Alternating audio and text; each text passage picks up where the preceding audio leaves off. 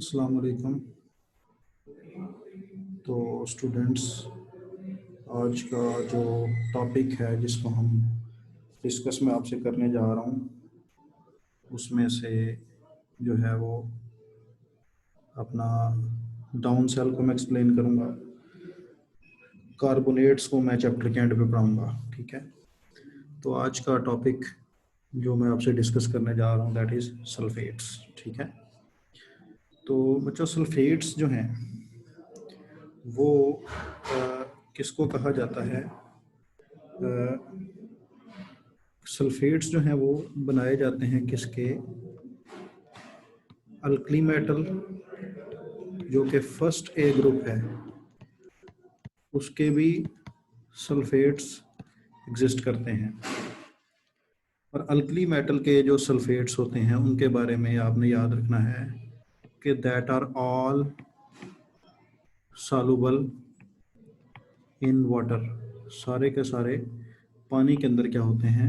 Soluble होते हैं, पानी में हल हो जाते हैं। ठीक है जी, सारे के सारे वाटर के अंदर क्या हो जाते हैं? हल हो जाते हैं। ठीक है, और देखें सल्फेट्स में हमारे पास जैसे कि अल्कली मेटल है जिसमें Li है, सोडियम है, पोटाशियम है, इनके जो सल्फेट होंगे वो इस तरह से होंगे। ठीक है, ये सारे के सारे जो सल्फेट्स हैं इनको हम कौन से सल्फेट्स बोलते हैं? Alkali metal sulphates. They are all soluble in water. ठीक है, ये सारे के सारे वाटर के अंदर क्या होंगे?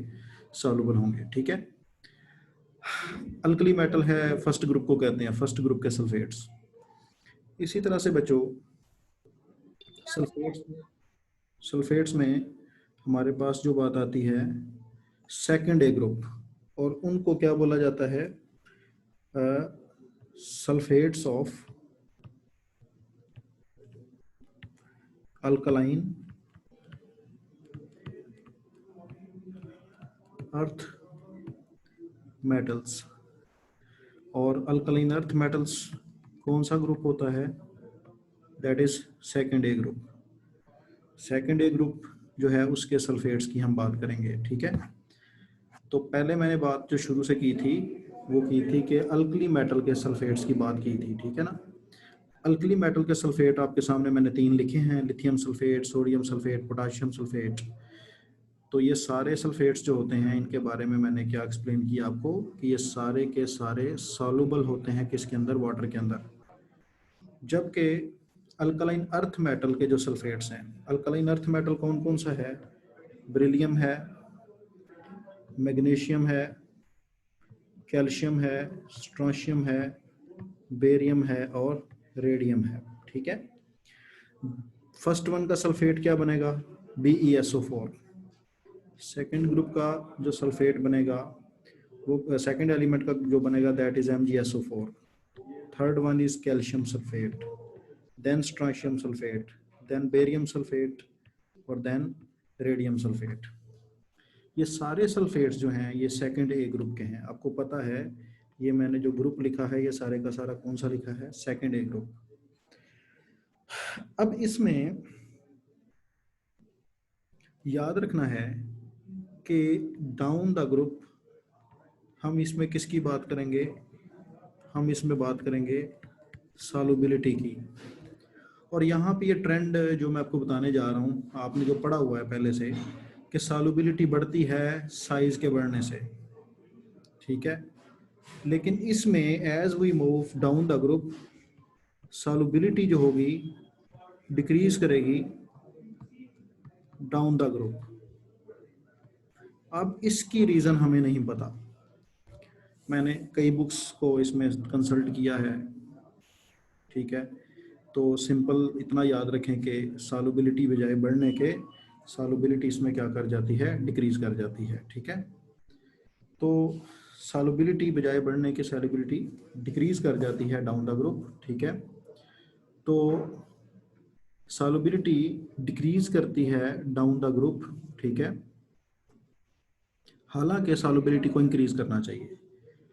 हालांकि आप लोगों ने पढ़ा हुआ है, ठीक है, आप लोगों ने प्रीवियसली क्या पड़ा हुआ है, मैं इधर लिख देता हूँ कि सॉल्युबिलिटी जो होती है that is directly proportional to size. जो बच्चे लेट एडमिट हो रहे हैं नो प्रॉब्लम, मैं लेक्चर रिकॉर्ड कर रहा हूँ, बाद में यूट्यूब पे आपको दूंगा, बाद में आप शुरू वाला समझ सकते हैं। ठीक है, जहाँ से पढ़ रहे हैं यहाँ से पढ़ना शुरू कर दें साथ साथ। ठीक है, solubility directly proportional to size है, ये आपने प्रीवियसली पढ़ा हुआ है, लेकिन ये बात ट्रू नहीं है। ठीक है, ये बात मैं इधर लिख देता हूँ कि ये बात जो है not true for second A sulphates. Second A group के जो सल्फेट्स हैं उनके लिए ये बात ट्रू नहीं है। ठीक है, ट्रू क्यों नहीं है? क्योंकि इसकी रीज़न हमें पता नहीं है। हालांकि आपको पता होना चाहिए कि जो सॉल्युबिलिटी है, बल्कि इसको इधर नहीं लिखना चाहिए, वहीं पे मैं दोबारा लिखूंगा, इसमें आपको पता होना चाहिए कि जो सॉल्युबिलिटी है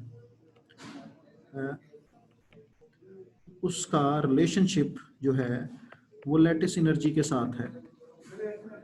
और इसके बारे में ये भी याद रखेंगे कि इसमें भी क्या होता है कि not true for second A sulphates. अब रीज़न क्या है, क्यों ये दोनों बातें गलत हो रही हैं?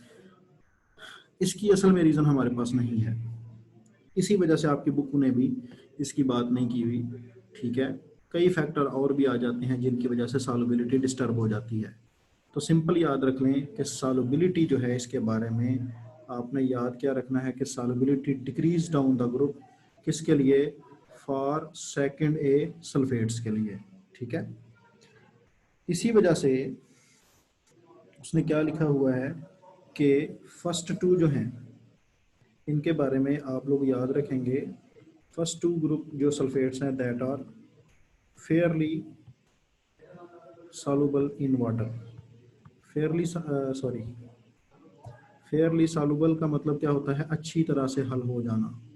ठीक है, इसी तरह से नेक्स्ट वो कहता है कैल्शियम सल्फेट स्लाइटली सॉल्युबल। ठीक है, कैल्शियम सल्फेट के बारे में क्या कह रहा है? दैट इज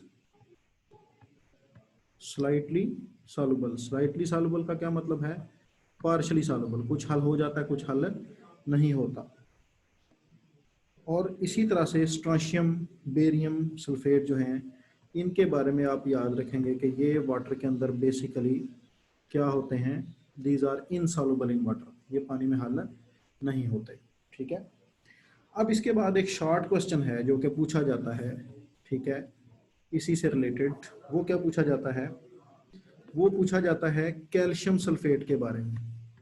ठीक है, कैल्शियम सल्फेट के बारे में पूछा जाता है, और वो क्या पूछा जाता है कैल्शियम सल्फेट के बारे में कि what is plaster of Paris. Most जो है ना आपका इस चैप्टर के जो मोस्ट इम्पोर्टेंट क्वेश्चंस हैं शॉर्ट, उनमें आता है। और वो क्वेश्चन क्या है? What is plaster of Paris. तो प्लास्टर ऑफ पेरिस क्या है उसके लिए समझें ज़रा, देखें ज़रा। हमारे पास कैल्शियम सल्फेट आपके सामने ऊपर जो है, ये जो कैल्शियम सल्फेट है इसकी बात हो रही है। कैल्शियम सल्फेट डॉट 2H2O है। ठीक है, प्लास्टर नहीं है ये बेटा, ये प्लास्टर है, प्लास्टर ऑफ पेरिस है। वो उसमें तो सीमेंट होता है ना जो घरों में, पंजाबी में जिसको प्लास्टर हम कहते हैं। ठीक है, तो ये प्लास्टर ऑफ पेरिस है बेसिकली। ये क्या है देखें ज़रा, होता ये है कि अगर आप गौर करें तो प्लास्टर ऑफ पेरिस जो है बेसिकली बिल्कुल ये बाजू पे लगाने वाला है। मैं एक्सप्लेन करूंगा इसको आगे जाके। जो आपने देखा ना अक्सर हड्डियां वगैरह जब टूट जाती हैं तो उसके ऊपर वो जो बैंडेज की जाती है उसमें वाइट कलर का पाउडर लगाया जाता है और वो हार्ड हो जाता है, उसको प्लास्टर कहते हैं। तो यही होता है बेसिकली। उसके ऊपर एक्सप्लेन आगे करूंगा, जाके टॉपिक आएगा इसका हमारे बुक में। ठीक है, तो ये देखें ज़रा, कैल्शियम सल्फेट डॉट 2H2 के हैं 2 मॉलिक्यूल्स। अब वाटर अगर आप देखें यहाँ पे तो ये जब 2 × 2 होगा तो कितने वाटर होंगे यहाँ पे? बेसिकली 4H2O होंगे, ठीक है।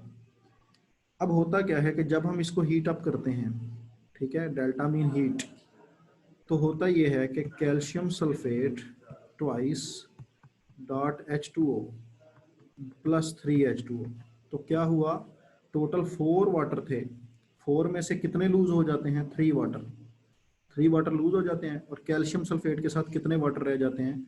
ओनली 1 वाटर रह जाता है। तो ये जो हमारे पास 1 वाटर वाली कंपाउंड है, इसी को हम क्या कहते हैं? That is known as plaster of Paris कहते हैं, ठीक है। तो टोटल इसको आप इस तरह से डिफाइन करेंगे कि when calcium sulphate hydrated is heated then 3/4, तो कितना वाटर लूज हुआ है? मैं इसके साथ लिख देता हूं 3/4, ठीक है। 3/4 का मतलब क्या है? 3 हिस्से, 4 टोटल पानी थे, उनमें से 3 वाटर क्वार्टर जो है वो पानी निकल गया, ओनली 1 वाटर कैल्शियम सल्फेट के साथ रह जाएगा। तो जो हमारे पास कैल्शियम सल्फेट एनहाइड्रस होगा ना, बल्कि थोड़ा सा वाटर है इसके साथ, डॉट H2O, इस कंपाउंड को हम क्या कहते हैं? प्लास्टर ऑफ पेरिस कहते हैं। तो आप इसको हीट जो है वो तकरीबन कितना करेंगे? 100 डिग्री सेल्सियस तक, ठीक है। तो 3 वाटर उसमें से निकल जाएंगे, वाटर ऑफ क्रिस्टलाइजेशन में से, और टोटल वाटर कितने रह जाएंगे? 1 रह जाएंगे। तो then this compound is known as plaster of Paris. That is important short question जो मैंने अभी आपको समझाया है। तो इसके लिए लास्ट 2 लाइंस इस 5वें पॉइंट में लिखी हुई हैं। Calcium sulphate occur in nature as a gypsum, ये जिप्सम था हमारे पास। ये जो कैल्शियम सल्फेट डॉट 2H2O होता है, इसी को हम क्या कहते हैं? जिप्सम। जिप्सम में से क्या चीज़ बनती है? प्लास्टर ऑफ पेरिस, प्लस पानी उसमें से निकल जाता है, और ये वाइट कलर का पाउडर होता है। प्लास्टर ऑफ पेरिस जो है ये असल में क्या है? वाइट कलर का बेसिकली क्या है? ये एक पाउडर है, ठीक है। और ये था हमारे पास टॉपिक सल्फेट्स का। तो उम्मीद है इसकी बच्चों आप लोगों को समझ आई होगी, ठीक है। तो इससे आगे नेक्स्ट हमारे पास चलता है, टॉपिक आता है preparation of sodium by down cell. Carbonates का टॉपिक मैं एंड पे पढ़ाऊंगा आपको, ठीक है। आज के टॉपिक में मैंने आपको क्या चीज़ पढ़ाया है? सल्फेट्स, ठीक है। ये हमारा आज का टॉपिक था। सल्फेट्स में हमने अल्कली मेटल के सल्फेट्स पढ़े हैं, और फिर हमने sulphates of alkaline earth metals को पढ़ा है। और उसमें हमने एंड जो है वो किया है किसके ऊपर? एक शॉर्ट क्वेश्चन पे, जो इस टॉपिक में इंपॉर्टेंट शॉर्ट क्वेश्चन था, that is known as sulphates, ठीक है। तो उम्मीद है यहाँ तक आप लोगों को समझ आई होगी, ठीक है। हाँ जी, अब इसमें से आगे चलते हैं हम, और आगे टॉपिक जो है वो है डाउन सेल, ठीक है।